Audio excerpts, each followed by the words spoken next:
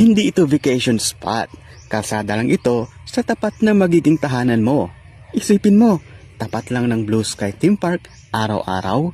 Tara, silipin natin ang pinaka-exciting na address sa Bayambang, ang Centro Verde. Alam niyo ba na ang Bayambang ay hindi lang basta isang bayan sa Pangasinan?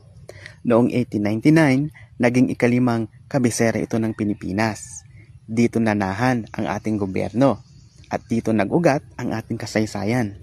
Kung noon, ang Bayambang ang sentro ng kapangyarihan, ngayon, maaari mo na itong gawing sentro ng iyong kinabukasan.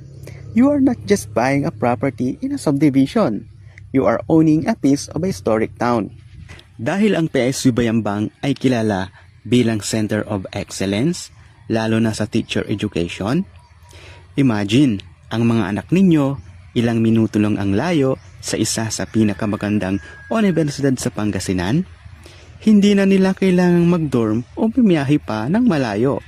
Mas marami silang oras mag-aral at magpahinga dahil ang bahay nyo ay sa Centro Verde, halos magkalapit lang sa PSU.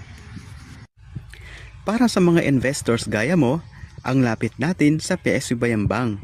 Pwedeng gawing rental property ang unit nyo rito dahil may patuloy na naghahanap ng matitirhan malapit sa campus at dahil ongoing ang development sa BYB Metro. Ang tunay na future-proof na investment, hindi lang malapit sa school, dapat malapit din sa healthcare. Isipin ninyo, 2 to 3 minutes lang mula sa Centro Verde ang layo ng JKQ kung nasaan ang tahanan mo. Sa panahon ng emergency o kahit simpleng check-up lang, hindi ninyo kailangang magpag-unahan sa traffic sa bayan. Sa isang subdivision, napakabihira ang property na may katapat na theme park.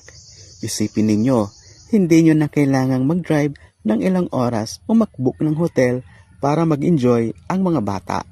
Paglabas nyo mismo ng gate ng Centro Verde, nandoon na ang saya. Your home isn't just a house. It's the gateway to the best weekend bonding in Bayambang.